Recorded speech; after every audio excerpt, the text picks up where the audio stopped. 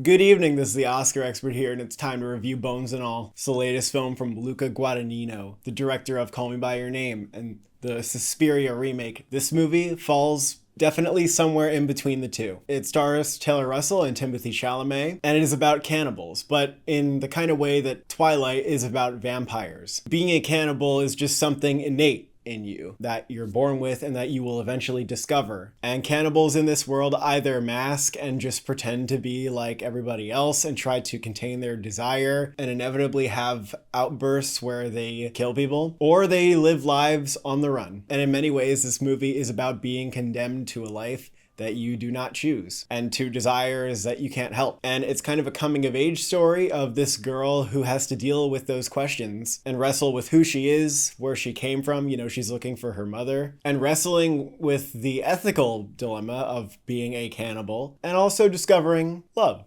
with Timothée Chalamet. It's a drama, it's a romance, and yeah, it's kind of a creepy horror movie. But the horror comes more in slight bursts. This is probably more similar to like a Badlands or Bonnie and Clyde type of movie in a way, more on the Badlands side. And it's interesting to get a movie like that coming back. What Luca Guadagnino always does well in his movies is creates a juicy aesthetic. This movie takes place in the American Midwest in the 80s. It is extraordinarily vibey, and there are lots of Letterboxd teens who are going to be making this movie their entire personality. And I mean that as a compliment. I absolutely appreciate that this movie has that quality going for it. If you're the kind of movie that people want to make it their personality, like you've done something right. The cinematography is beautiful, very well directed, strong editing, and the score from Trent Reznor and Atticus Ross is great. I like it better than their Empire of Light score this year. It's eerie, yet kind of warm. The acoustic guitars bring out that Midwestern vibe. And of course, you get some of the really tense synths. It juggles all the weird aesthetics of this movie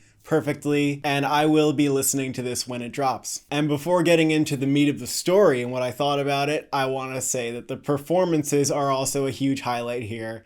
Taylor Russell is excellent. Although she's nearly a decade older than this character, she really feels like a teenager who is discovering the world and discovering herself, and is the most grounded performance in an ensemble of weirdos. Timothée Chalamet, great once again. He has just the right dose of creepiness to his character. He's got this classic outcast coolness to him. His character is more weathered than Taylor Russell's. He's more used to being a cannibal and what that entails. But really, my favorite performance in this movie is probably Mark Rylance. He is an absolute treat in this. The press screening at New York was just like, you could just tell everybody was having a great time with him. He's so fucking creepy and weird. He's doing like the little soft-spoken Rylance voice where he's like, hey, I'm totally unassuming and weird. But he's also got the crazy look in his eyes. It's a very character-y performance, and I could see some people feeling like that is out of place in this movie, but for me, I liked how it stood out. I love what this character wears. He's got little feathers in his hat. He's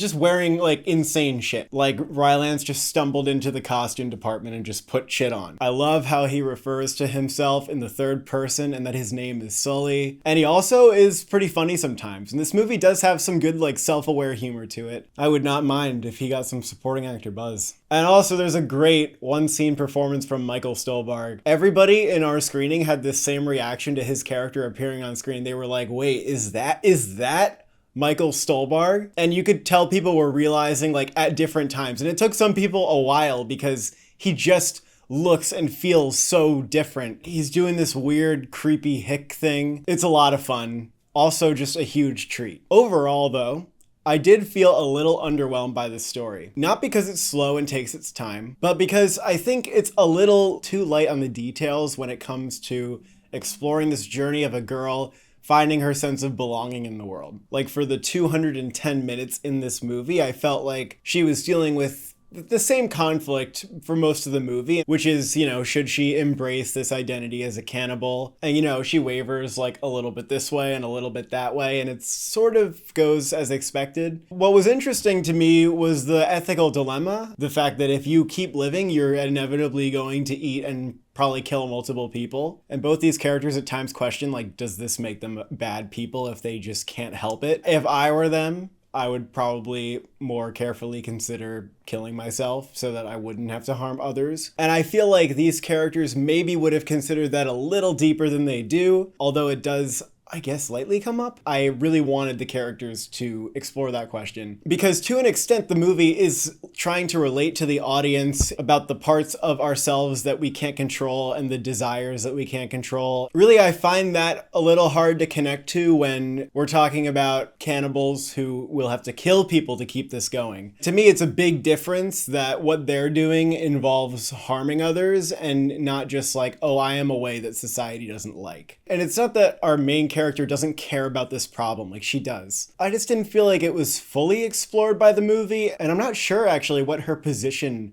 on this whole thing was by the end. I also get that movies don't tend to take death as seriously as we do in real life, and sometimes people in movies just like die and that's just how movies are, but it felt pretty grounded and I probably wouldn't really use that excuse for it. I could see people projecting a lot of different things on this movie because it is kind of unspecific on what it might be like representing or like a metaphor for. I also didn't love the ending. Without spoiling, I think that the circumstances of the ending were kind of designed to get us to an emotional place and to make certain things happen that would make us feel emotional. But it's an instance where these things kind of happen to the characters, and I didn't feel like it was so much a case of characters coming to powerful emotional conclusions at the climax of this movie, which is generally just what I find more powerful. To clarify, I did enjoy the end in a way. It has exciting and heartfelt moments that I appreciated, but I didn't think that it brought the movie together, and I didn't think it quite felt like the resolve for what the character was going through.